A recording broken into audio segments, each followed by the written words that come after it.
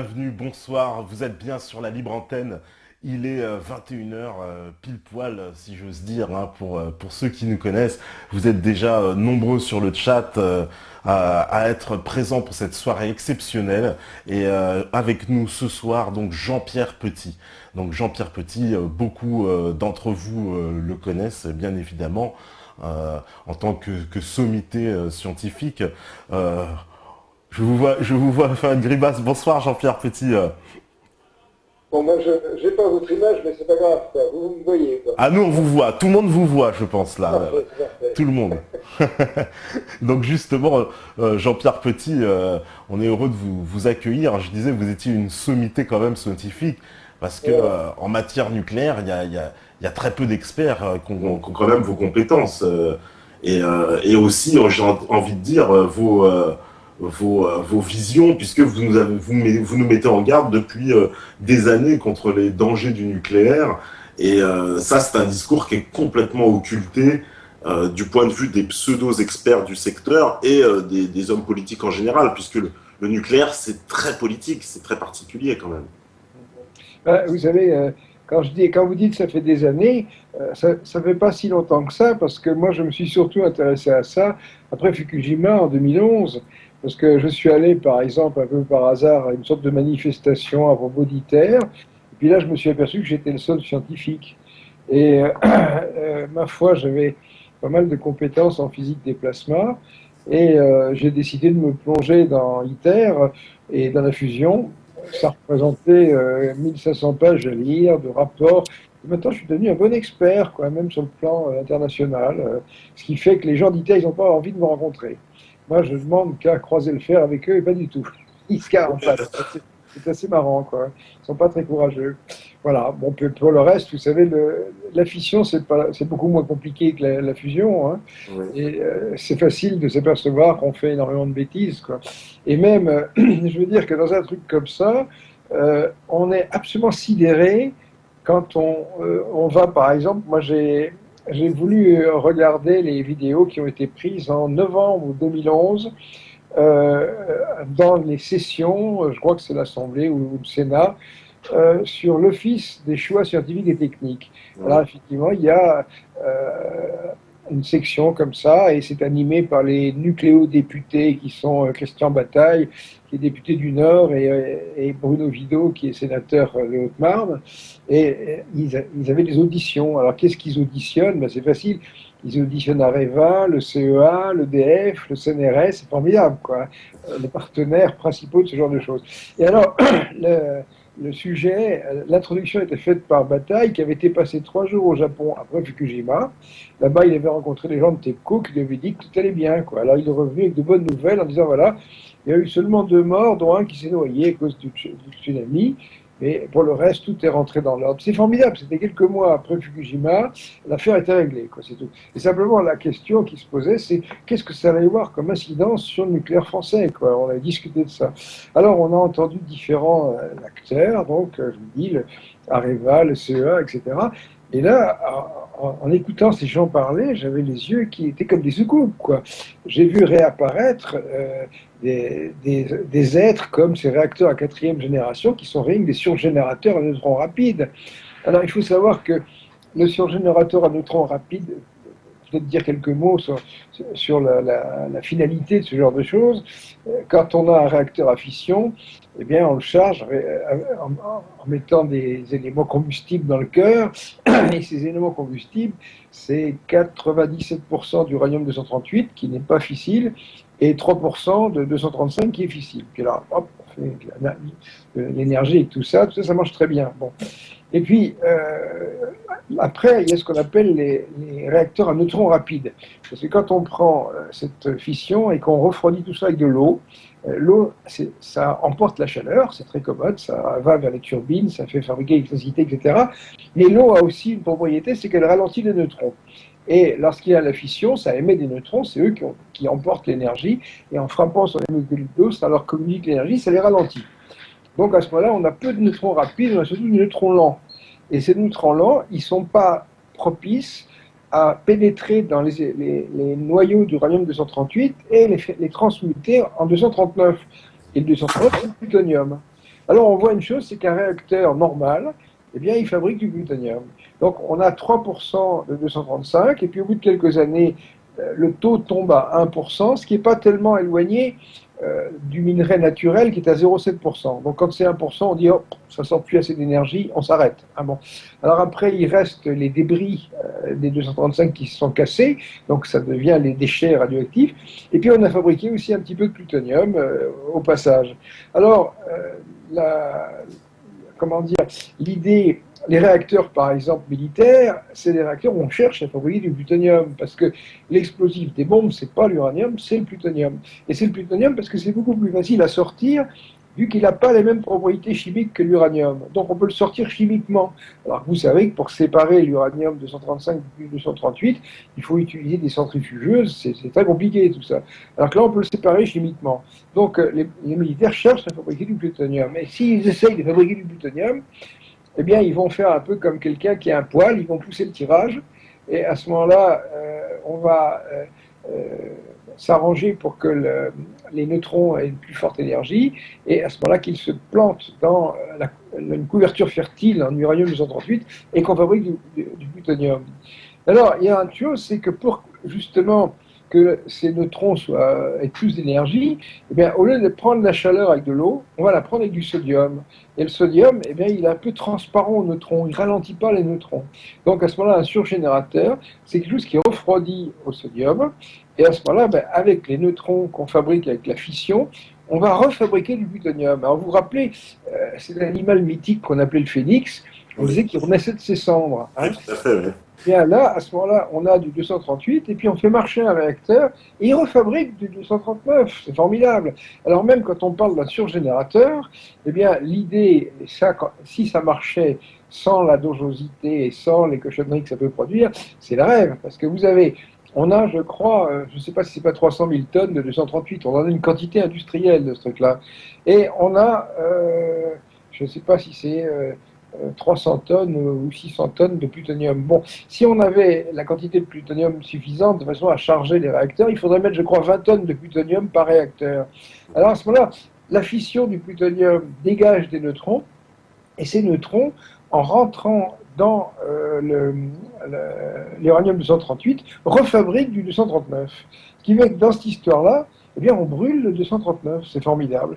Alors, évidemment, ça séduit les politiques en disant, mais avec ça, nous avons une indépendance énergétique de 5000 ans. C'est-à-dire que si tout ça marchait merveilleusement, on n'aurait plus besoin d'importer quoi que ce soit, rien qu'en prenant le 238 qui correspond à l'enrichissement isotopique de 50 ans, eh bien, on pourrait marcher avec de l'énergie pour 5000 ans. C'est formidable.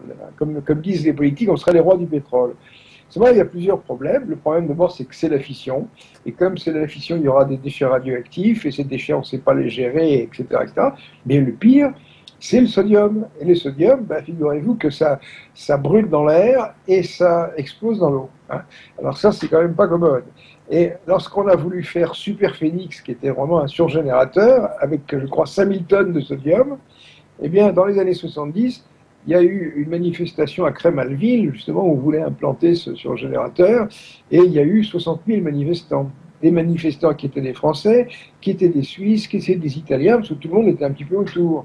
Et il y avait des gens qui avaient dit, mais si un jour il y a un accident dans un surgénérateur, mais il y a X départements français qui sont inhabitables, quoi. Les gens le savaient, quoi. Donc il y a eu une manifestation assez dure, et cette manifestation, il ne s'agissait pas de casser du matériel. Les gens sont venus manifester sur un terrain vague, il n'y avait rien. C'était un pré, quoi. C'était un endroit où on allait construire le surgénérateur. Et là, les troupes de M. Giscard d'Estaing ont attendu les manifestants avec des tirs tendus de grenades. Il y a eu un type qui est mort, Michalon, 31 ans, il a pris une grenade en pleine poitrine, ça l'a tué. Il y a une autre manifestation qui a eu une main coupée, un autre qui a eu un pied coupé. Enfin, vous voyez que c'était très hard à l'époque. Et maintenant, 6 semaines après les élections, quand Hollande a été élu, on lui a tendu un stylo, François, est-ce que vous ne voulez pas signer ça? Alors, qu'est-ce que c'est? Eh bien, c'est l'autorisation de construction d'Astrid, qui est un surgénérateur à sodium. Alors, il a signé ça, et tout le monde s'en fout. Et surtout, il y a une chose qui est grave, c'est que la grande presse et même, on pourrait dire, la presse scientifique, Science et Vie, pour la science, tout le monde s'en fout. Alors que c'est quelque chose d'extrêmement important. Le fait qu'on relance cette histoire de surgénérateur au sodium, c'est cauchemardesque, c'est pas possible. Alors lorsque j'ai regardé ces enregistrements vidéo sur cette session et ces enregistrements, je les ai prélevés dans mon site internet. Et si on va sur ce site internet, on a un gros placard en haut avec mes vidéos YouTube et on va les trouver un petit peu en vrac. Je les ai pas détaillés parce qu'il faudrait que j'explique aux gens à tel endroit il dit ci, à tel endroit il dit ça. Vous avez tout ça en vrac. Ça représente évidemment des heures d'audition et c'est assez lassant de regarder ça. Mais quand on écoute ça, eh bien, on a l'impression d'être dans une maison de fous. Je pèse mes mots, hein. C'est vraiment un hôpital psychiatrique, complètement.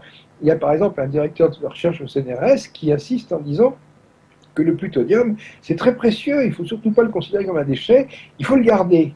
Alors on pourrait dire, mais d'où est-ce qu'il vient ce plutonium? C'est très simple.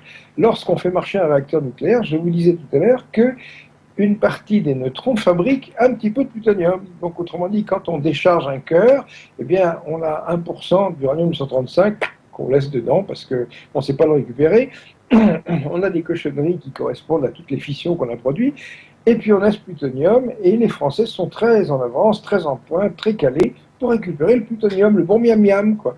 Donc, à ce moment-là, c'est ça qui explique pourquoi il y a des trains qui viennent à La Hague. La Hague, c'est une usine de retraitement, mais en fait, si on lui donnait son vrai nom, c'est pas le retraitement, c'est la récupération du plutonium. C'est-à-dire, donnez-nous vos déchets, donnez-nous vos cœurs de réacteurs, et puis on va récupérer le plutonium, et puis on vous les rend. Alors, on vous les rend sous quelle forme? C'est vrai que c'est intéressant de savoir comment se présentent des déchets radioactifs de haute activité. Eh bien, à ce moment-là, on commence par carboniser un petit peu tout ça pour enlever tout ce qui peut se gazéifier, toutes les poussières, tout ce qu'on veut. Et à ce moment-là, évidemment, il y a des déchets qui sont surtout de nature métallique. Et à ce moment-là, on mélange ça avec des petits morceaux de verre cassé. Et puis, on a un four à induction, ça chauffe. Et à ce moment-là, pof, on arrive à fabriquer un cylindre en verre qui fait 1,35 m de haut et 45 cm de diamètre. Et voilà. Et ce cylindre, c'est une partie de verre et une partie de déchets qui sont mélangés au verre. Et c'est donc ce qu'on renvoie à nos clients. Nos clients nous envoient dans ces trains, dans ces wagons refroidis, ces wagons Castor qui ont été conçus par un type que je connais, qui est un de mes voisins, qui s'appelle Klaus Schönberg. Il est tout content parce qu'il a plein de brevets, il gagne beaucoup d'argent avec ça. On nous envoie les déchets avec les wagons Castor, et puis on traite tout ça, et puis on leur renvoie leurs déchets conditionnés. Nous, on garde le plutonium. Et on garde le plutonium parce que justement, le plan à long terme, et c'est là quand on entend ça, on dit je suis face à des fous. Le plan, c'est le déploiement de surgénérateurs. Alors, les surgénérateurs de neutrons rapides, oh là là, mais ça avait une mauvaise réputation, on n'emploie plus ce mot-là, on n'emploie plus Superphénix. Alors, on a trouvé un nouveau nom. On les appelle des réacteurs de 4e génération. Parce que vous voyez, une première génération, ça donne l'impression d'un progrès, 3e génération et 4e génération. Puis après, il y aura la 5e, la 6e, tout ce qu'on veut. Mais la 4e génération, c'est des surgénérateurs au sodium. Alors, quand on va regarder les plans d'Astrid sur Internet, vous serez surpris d'une chose. Quand on voit un réacteur jusqu'ici, eh bien, c'est une espèce de château, comme ça, en hauteur. Et alors, évidemment, les gens diront, mais si on tire un missile là-dedans, qu'est-ce qui peut se passer? Alors, on a trouvé une chose maintenant, c'est qu'on les met en dessous. C'est-à-dire qu'Astrid, tout est sous le niveau du sol, quoi. Donc, s'il y a un accident, c'est pas mal. Alors, effectivement, si les surgénérateurs à neutrons rapides représentent les réacteurs de 4e génération, qu'est-ce que c'est que les 2e et qu'est-ce que c'est que les 3e? La seconde génération, c'est les réacteurs qu'on a actuellement à eau pressurisée. Et là, la 3e, c'est quoi? La 3e, c'est l'EPR. EPR, c'est European PP Generator, enfin bon, réacteur. Pressurized Reactor. C'est le réacteur européen. Alors, qu'est-ce qu'il a de spécial, ce réacteur? Alors ça, c'est amusant parce que je dirais que si je pouvais avoir mes auditeurs à l'écoute, je leur dirais, est-ce que vous savez ce que c'est que le MOX? Alors moi, j'ai demandé ça. Ils sont en direct, hein. Ils sont en direct, ils répondent. Ah oui, j'ai entendu un journaliste me répondre, oh, le MOX, je crois que c'est un nouveau combustible. Mais vraiment, qu'est-ce que c'est que le MOX? Mais non, le MOX, c'est uranium-238 et plutonium, 7% de plutonium. Ce qui fait que quand on marche avec du box, eh ben on marche des heures au plutonium. Alors le plutonium, pourquoi est-ce que c'est si dangereux, un truc pareil? Il y a dans la dangerosité des débris comme ça nucléaires, il y a un paramètre très important qui est la durée de vie biologique. C'est-à-dire que prenez par exemple le tritium. Le tritium, c'est un isotope de l'hydrogène et il est radioactif et il a une durée de demi-vie de 12,3 années, quelque chose comme ça. Donc c'est assez rapide en décomposition. Et surtout, il ne reste pas facilement dans le corps. C'est-à-dire que quand vous buvez un verre d'eau, eh bien, vous allez transpirer, vous allez uriner, etc., etc. Et quand vous absorbez un certain nombre de molécules d'eau, eh bien, elles ont un cycle et finalement, il n'y en a qu'une faible partie qui va s'intégrer à votre corps. Ce qui fait que lorsque vous êtes intoxiqué par du tritium, parce que vous avez bu de l'eau tricier, par exemple, eh bien, c'est pas aussi grave que d'être intoxiqué par du plutonium. Parce que le plutonium, s'il y a des poussières d'un micron qui se baladent et que vous les respirez, et que ça se colle dans vos poumons, ça ne sort plus. C'est-à-dire que quand ce truc-là s'incorpore à votre structure pulmonaire, ben, il y a un temps caractéristique au bout duquel ça va être évacué. Ben, ce temps caractéristique, c'est votre durée de vie. C'est-à-dire qu'autrement dit, quand vous êtes intoxiqué par du plutonium, par voie pulmonaire ou par ingestion, ça reste dans votre corps, c'est fini. Ensuite, il y a autre chose, c'est que le plutonium est radioactif, il se décompose, il a une demi-vie de 24 000 ans, et lorsqu'il est radioactif, ben, on devrait pouvoir détecter cette radioactivité et dire à quelqu'un, ah, vous avez été intoxiqué. Mais la quantité de radioactivité émise est tellement faible que ce n'est pas détectable. Par contre, ça va agir sur les cellules qui sont au contact. C'est-à-dire que si vous avez des particules de plutonium qui sont mises dans vos poumons, vous allez développer un cancer au poumon. Et puis un cancer au poumon dans 5 ans, 10 ans, 20 ans, etc. Pareil pour tout ce que vous pouvez. Partout où le plutonium sera logé, vous aurez une prédisposition pour développer un cancer. Il n'y a pas de problème. Donc, si vous voulez, imaginez qu'on fasse marcher des réacteurs avec du plutonium, mais c'est déjà le cas. C'est-à-dire que quand vous prenez les réacteurs à eau pressurisée qu'on a actuellement, 25% du cœur, c'est du MOX. C'est-à-dire c'est de l'oxyde avec uranium-238 et plutonium. Donc à ce moment-là, s'il y a quelque chose de grave, s'il y a une explosion épouvantable, il y a un rejet, eh bien ce rejet, ça va être du plutonium. Et ça, on ne sait pas ce que ça peut donner. Alors, pourquoi est-ce que le surgénérateur est ce qu'il y a de plus dangereux? Mais justement parce que le sodium, ça brûle. Hein. Et alors, en plus, c'est formidable parce que si ça brûle à l'air, si vous l'arrosez avec des tuyaux, c'est encore pire, ça explose. Donc, on ne sait pas comment l'éteindre. Les feux de sodium, c'est une véritable catastrophe. Et imaginez tout d'un coup qu'il y ait un blocage dans un réacteur à sodium, et bien à ce moment-là, le sodium cesse de circuler, la température monte, le couvercle de la marmite explose, le sodium se met à brûler, et puis le plutonium est éparpillé. C'est une catastrophe. Alors, quand on voit ces gens dans cette session de novembre 2011 qui parlent de ces générateurs, ils disent que ça fait beaucoup de progrès. Alors, par exemple, vous avez un type qui s'appelle Béard, on va très bien parler, c'est lui qui est un petit peu le responsable d'Astrid, et les gens diront, il y a un problème avec les réacteurs au sodium, c'est qu'on ne voit rien. Ben, c'est vrai, lorsque vous avez un réacteur à eau pressurisée, eh bien, de temps en temps, vous devez le décharger. Alors, vous attendez qu'il refroidisse, vous attendez que la pression tombe, vous ouvrez le couvercle, hein, puis finalement, vous pouvez même mettre le nez au-dessus, vous voyez ce qui se passe. Vous avez un contact optique avec le contenu du réacteur. Avec le sodium, c'est pas possible. Vous ne pouvez même pas mettre de l'air au-dessus parce que ça a brûlé, quoi. Donc, dans un réacteur au sodium, on est complètement aveugle. Alors, il y avait des types, lors de cette session, qui disaient à Béard, il y avait des gens qui disaient à Béard... En direct. Non, ça va. Il y avait des gens qui disaient à Béard, est-ce que vous avez une solution? Alors, Sir Béard disait oui, nous avons envisagé une optique par ultrasons, mais l'optique par ultrasons, à la température en question, je crois que le sodium est à 550 degrés, ça marche pas, quoi. Mais à chaque fois, vous verrez plus tard, on arrivera à faire quelque chose. Alors, dans tous les cas de figure, vous savez que ce soit la fusion, que ce soit ITER, que ce soit les réacteurs, on est en train de progresser, on arrivera à faire ceci, on arrivera à faire cela. Alors, il y a une chose, il y a différentes choses que je voudrais vous dire, parce qu'il y a une actualité là-dedans, par exemple. Là, j'ai imprimé un dossier extraordinaire. Regardez ce que je vous montre. Là, vous voyez, oui. On dit plan national de réponse à un accident nucléaire ou radiologique majeur. C'est génial, un truc pareil. Hein.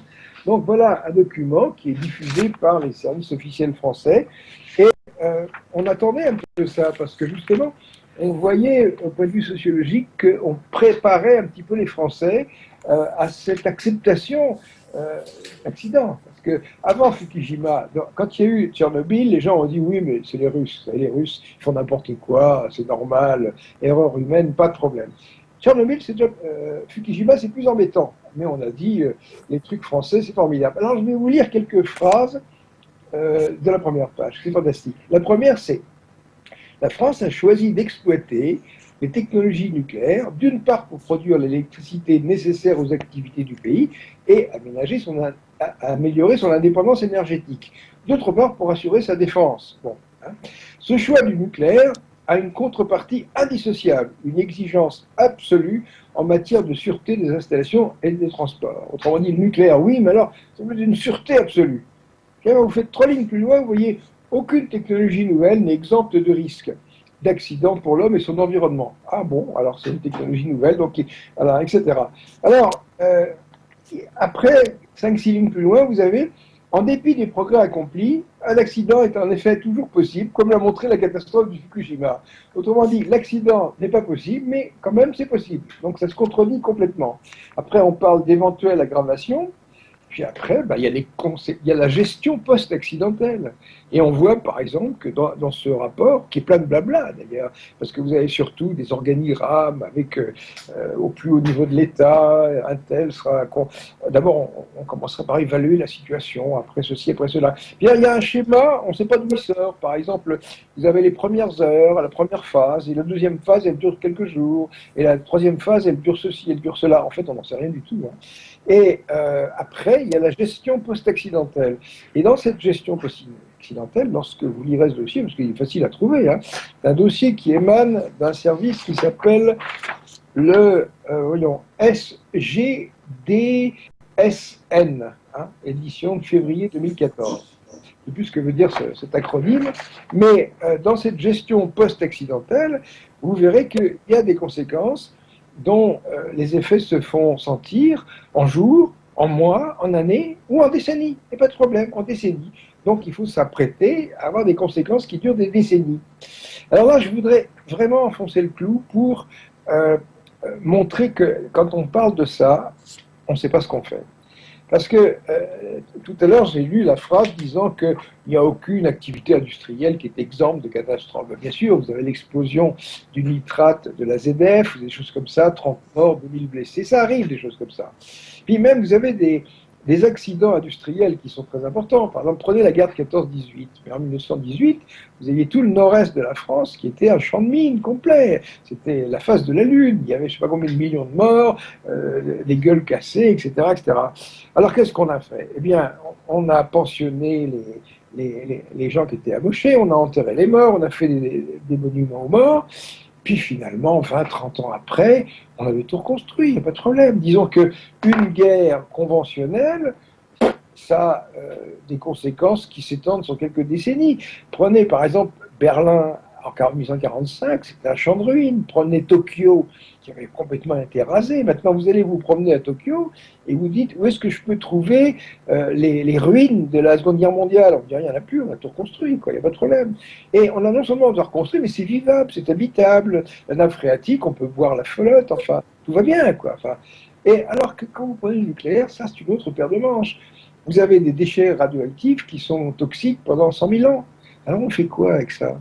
Et c'est là que vraiment, il y a une irresponsabilité totale. On ne peut pas s'envisager une technologie comme ça. Toutes les technologies peuvent donner lieu à des accidents, mais là, je veux dire qu'on peut avoir X départements français qui soient invivables. Et puis même, le pire, c'est ce qui se passe actuellement au Japon, c'est qu'on remonte les doses acceptables de façon à ce que les gens reviennent vivre dans les zones contaminées, quoi. Là, il y a une espèce de mépris de la vie humaine, de mépris de la santé, de mépris du citoyen qui est absolument effarante. Ah, je sais pas, on a été coupé là, je crois, non? Vous m'entendez? Non, on vous entend, mais on voit plus l'image. Il faudrait juste reconnecter, je pense, votre caméra du côté de chez vous. Il faut que moi je reconnecte, parce que moi... Oui, la caméra, ouais, que vous relanciez la caméra, parce qu'on a perdu l'image. On vous entend toujours, mais on n'a plus l'image. D'accord. Alors, est-ce que ça va? Moi, je ne sais pas bien me servir ces trucs-là. C'est pour ça. Vidéo est pour le moment la vidéo du groupe est pour le moment indisponible. Ok. Bon, qu'est-ce qu'il faut faire? Je ne sais pas très bien faire marcher ces trucs-là, moi. Juste rappuyer sur la petite caméra, sur l'icône. Ah oui. Voilà. Ah, ça marche. Ça y est, voilà. Là, je peux être visible. Bon. Voilà, voilà, on vous voit normalement. Oui, une chose qui est très très importante à comprendre. Ah, ça recommence. Allez, reconnecte-toi, cocotte. Allez. Cette vidéo est désactivée. Non. Bon, là, je clique que j'en peux plus, mais je ne peux pas faire grand-chose. Hein. Ouais. Je ne sais pas quoi faire, là. Je sais pas pourquoi, d'ailleurs. Enfin, bon. Si vous ne me voyez pas, c'est pas grave. Hein. Ce que j'étais en train d'expliquer, je vais continuer à appuyer sur le petit bouton de temps en temps. Là. Il y a une chose, donc, c'est que vous avez une guerre mondiale, vous avez des bombardements. Finalement, c'est pas si grave que ça. Prenez même une catastrophe industrielle. Bon, c'est terrible. Il y a des morts, il y a des bâtiments démolis, il y a peut-être un produit chimique qui a été répandu. Mais après, on met des masques à gaz aux gens et puis ils vont le chercher. Il n'y a pas ces 100 000 morts qui sont ces pauvres liquidateurs qui vont ramasser des débris et qui se ramassent une radioactivité pas possible. La radioactivité, c'est vraiment une saloperie, quoi. Ça veut dire, par exemple, dans le cas des guerres qu'il y a eu récemment, comme en Irak, en Libye, où on sait qu'on a utilisé pas mal de bombes au plutonium, et à l'uranium appauvri, en tout cas. Alors, je ne sais pas si c'est du plutonium, si c'est pareil, justement. Non, non. Qu'est-ce que c'est que ces bombes, justement, à ce qu'on appelle à uranium appauvri? Eh bien, quand on procède à l'enrichissement isotopique, là, je vois le marché. Quand on procède à un enrichissement isotopique, voilà, eh bien, à ce moment-là, on prend le minerai d'uranium naturel qui contient 0,7% d'uranium-235. Et il faut le monter à 3. Hein. Donc, il faut quadrupler le taux d'uranium-235. Et ça, on fait ça avec des centrifugeuses. Mais alors, si on fait ça, ça veut dire qu'on sépare l'uranium-238 du 235, et si on fabrique de l'uranium qui a 3% d'uranium-235, ça veut dire qu'on aura du 238 où il y aura 0,1% ou 0,2%. C'est pour ça qu'on parle d'uranium appauvri. Il est appauvri en 235. C'est surtout du 238. Alors pourquoi c'est toxique? Parce que l'uranium-238 est un métal lourd et surtout il a une propriété épouvantable, c'est qu'il est extrêmement dense, il est plus dense que le plomb, mais il a la dureté de l'acier. Alors c'est pour ça que quand vous voyez des obus à uranium qu'on utilise par exemple comme projectile anti-char, eh bien l'obus à uranium, vous avez un truc qui a un calibre comme ça, et puis au bout vous avez un truc de la taille d'un crayon, quoi, qui fait le diamètre de mon doigt, bien pointu. Donc on a un pénétrateur à uranium 238 qui est extrêmement efficace. Alors ce pénétrateur, lorsqu'il arrive sur la tourelle d'un char, d'abord il arrive à passer au travers, et ensuite pendant ce transport, il s'échauffe et il brûle. C'est-à-dire que l'uranium-238 est pyrophorique. Un produit pyrophorique, c'est un truc qui brûle facilement dans l'oxygène. Et à ce moment-là, cet uranium-238, en brûlant, il produit des oxydes d'uranium, il va se foutre partout. Donc, quand vous faites des tirs d'obus sur quelque part comme à Fallujah avec des obus à uranium, à ce moment-là, vous allez polluer l'endroit avec de la poussière d'oxyde d'uranium. Et à ce moment-là, cette poussière, elle va être bouffée par les gens, elle va être respirée par les gens. Voilà, ça recommence. Elle va être respirée par les gens. C'est terrible, une chose comme ça. Et vous avez même une pollution avec cet uranium qui s'effectue parce qu'à une époque, comme c'était à la fois dur et bien lourd, on s'est dit, tiens, on va utiliser cet uranium-238 pour faire des maslottes d'équilibrage pour les volets des avions. Hein. Et beaucoup d'avions encore sont équipés avec des maslottes d'équilibrage, non pas en plomb. Alors Jean-Pierre Petit, comme je vous le disais, qui est directeur de recherche au CNRS et devant moi, il est l'auteur d'un livre nouveauté publié chez Albin Michel, qui s'appelle Enquête sur les extraterrestres qui sont déjà parmi brûlé, et à ce moment-là, l'uranium-238 a brûlé aussi, et les pompiers ont attrapé des cancers. Donc ce qui fait que maintenant, on interdit le fait d'utiliser cet uranium-238 pour faire ces maslottes d'avion. Mais il y en a encore pas mal, on attend qu'elles ne soient plus en circulation.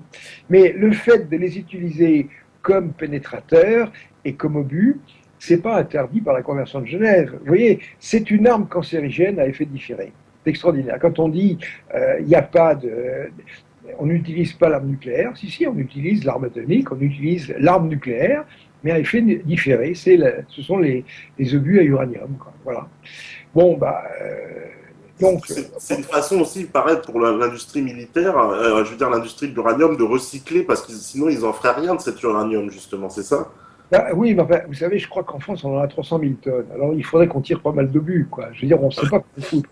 Par contre, ce qui fait rêver les industriels et les nucléopathes, parce que je crois qu'il faut les appeler comme ça, ils ne sont même pas crates. Crates, c'est la puissance, les pattes, c'est qu'ils sont malades, quoi.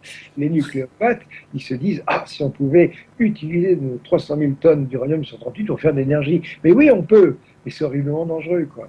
Alors, c'est là qu'il y a une question qui se pose, quand même incroyable. Qu'est-ce qu'on fait de cette technologie nucléaire qu'on a développée depuis 60 ans, qui nous a demandé des recherches aussi pointues, etc. Et là, il faut aller, on recommence, il faut aller sur mon site ou sur le site de Santé du nucléaire, il y a une interview d'un type qui s'appelle Grégory Jaczko. Et Grégory Jaczko, c'est un type qui a été directeur de l'autorité nucléaire américaine de 2010 à 2012. C'est l'équivalent de la SN, c'est l'équivalent de l'autorité de sûreté nucléaire française, celui qu'on appelle si gentiment le gendarme du nucléaire. Oui. Le gendarme du nucléaire qui malheureusement manque terriblement d'effectifs, quoi. C'est un peu une foutaise. Alors, l'Américain, lui, il a été directeur de ce système de contrôle des différents réacteurs américains entre 2010 et 2012, donc il y a le Fukushima en plein milieu. Et là, vraiment, il a pris conscience, et ça ne se fait qu'aux États-Unis. On ne verra jamais un directeur de la SN française dire « j'ai compris, il faut arrêter le nucléaire, c'est pas possible ». Eh bien, vous avez Grégory Jaczko, dans cette vidéo, il est au Japon, et il dit, texto, cette technologie nucléaire, c'est prématuré, c'est impossible à employer, que ce soit au Japon ou dans n'importe quel autre pays. Et ça, c'est vrai. Alors à ce moment-là, des gens diront, mais alors, si vous n'êtes pas pour la fission, c'est la fusion à ce moment-là. La fusion, si c'est prioritaire, la réponse est non. Et de ce côté-là, j'ai mis dans mon site 5 vidéos, c'est un peu long à regarder. Il y a quand même, je pense, 6000 personnes qui ont regardé les 5. Et il y a pas mal de commentaires sur ces vidéos, les gens disant merci, j'ai compris. C'est vrai que quand on regarde ces vidéos, on comprend pourquoi ça ne marchera pas. Ça, c'est peut-être un autre sujet, on fera peut-être une parenthèse là-dessus, mais ITER, c'est pas la bonne solution. Et je vous dirais même pourquoi c'est pas la bonne solution. Les Américains commencent à en apercevoir. Il y a même un papier qui est assez comique, qui vient de sortir dans Physics Today, dont je vous parlais tout à l'heure. Bon, alors, on voit Jean-Pierre Petit. Jean-Pierre Petit, il n'est pas pour la fission. Ah bon?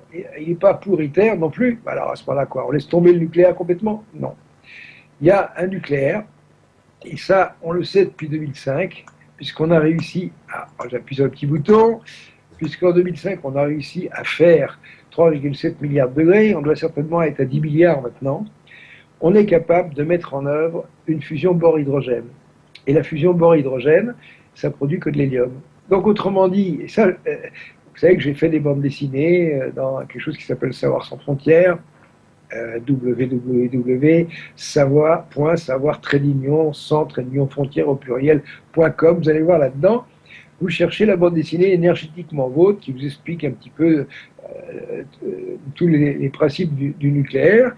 Bon, et bien là-dedans, à la fin, on parle justement de cette espèce de nucléaire de l'âge d'or avec cette fusion bore-hydrogène. Alors, bore-hydrogène, pourquoi ça marche bien? Parce que bore, c'est 11, et l'hydrogène normal, c'est 1. Alors, 11 et 1, 12, ça fait 3 fois 4, ça fait 3 hélium. Donc, voilà une fusion qui est exo-énergétique, qui produit de l'énergie, et en plus, elle ne produit pas de déchets. Alors, on passe d'un extrême à l'autre. C'est une façon de dire comment ça pourrait exister un nucléaire qui ne produise pas de déchets, pas de radioactivité. Et bien, paradoxalement, la réponse est oui. C'est quelque chose de complètement fou. Simplement, il fallait faire plus d'1 milliard de degrés. Et là, encore, il y a des discussions. Vous savez, si j'étais au commissariat à l'énergie atomique, ou alors à un truc qui s'appelle l'IRFM, c'est-à-dire l'Institut de recherche sur la fusion magnétique, j'aimerais bien faire un séminaire là-dessus, sur cette fusion bore-hydrogène. Et à ce moment-là, les experts pourraient me prendre à partie, et je crois que je gagnerais. Parce qu'en séminaire, j'ai toujours gagné. Moi, je suis un bon débatteur. Et effectivement, ce genre de choses-là est faisable, et de manière tout à fait fortuite, en 2005, tout d'un coup, une machine qui s'appelle la Z-Machine a produit 3,7 milliards de degrés. Et ça a été annoncé dans Physical Review par un vieil ami à moi qui malheureusement est mort il y a 1 an, Malcolm Hines. Et mon vieil ami Malcolm a écrit un article. Ah, le petit bouton, ça marchera, oui, non. Bon, hop, non. Bon, Malcolm a fait un article, et le titre de l'article est extraordinaire, puisqu'il y a over 2 billion degrees, c'est-à-dire plus de 2 milliards de degrés. Moi, quand j'ai vu ça, j'ai fait tilt complet. Hein. J'ai lu l'article et j'ai compris ce qu'il racontait. Et j'ai compris, mais les autres non. Je veux dire qu'en France, je crois que j'étais le seul à comprendre pendant au moins 2-3 ans. Quoi. Bon. Et il s'agissait d'une machine qui était fabriquée par un type que j'ai connu dans le temps qui s'appelle Gérald Jonas, qui est à Sandia. C'est un compresseur MHD. Et alors, ces compresseurs MHD, on sait comment... on en connaît le principe depuis les années 50. Si vous prenez... regardez, là, j'ai quelque chose qui est c'est un taille-crayon. Un truc de cette taille-là, comme ça, c'est un petit cylindre. Bon, imaginez que je fasse passer du courant électrique suivant les génératrices de ce cylindre, comme ça. Hein. Hop. Si j'avais à côté de moi un rouleau de papier cul, je prendrais le cylindre de carton qui est au centre. Eh bien, les forces électromagnétiques ont tendance à écraser ce cylindre. Alors on a fait ça dans les années 50, mais l'écrasement se faisait très mal. Et franchement, quand on voit les photos des résultats d'expérience, ça ressemble exactement à ce que vous pouvez faire dans vos chiottes lorsque vous écrasez le cylindre en carton à la main. Très vilain. Donc personne ne croyait à ce système d'écrasement. Je pourrais rentrer dans les détails peut-être si j'ai le temps, mais disons qu'en 2005, fortuitement, on a trouvé une configuration en remplaçant le cylindre par des fils. Eh bien, à ce moment-là, on a obtenu un cordon de plasma qui faisait la taille exactement d'une ligne de crayon, 1,5 mm de diamètre, et ça, c'était à 3,7 milliards de degrés. Extraordinaire. Donc, en particulier, on avait dépassé cette température critique d'1 milliard de degrés, au-delà de laquelle la fusion bore-hydrogène est faisable. Et ça, cette fusion bore-hydrogène, ça fait 50 ans qu'on en parle, mais quand on parlait de ça à des expérimentateurs, ils disent oui, mais ça c'est de la science-fiction. Vous savez, on a déjà bien du mal à faire 100 millions de degrés ou 150 millions de degrés dans un tokamak. Vous voulez pas en plus qu'on fasse 1 milliard. Là, c'est pas 1 milliard, c'est 3 milliards et quelques. Et lorsque j'ai rencontré Malcolm Hines à Biarritz en 2012, il était venu à un colloque, et c'est vrai que ces histoires de milliards de degrés, beaucoup de gens n'y croyaient pas. En particulier les Français. Mais enfin, les Français, ils ne sont pas terribles de ce côté-là. Hein, bon. Donc, il n'y avait pas de Français, d'ailleurs, à ce colloque qui intervenait. Et Malcolm m'a dit, est-ce que tu viens à ce colloque de Biarritz?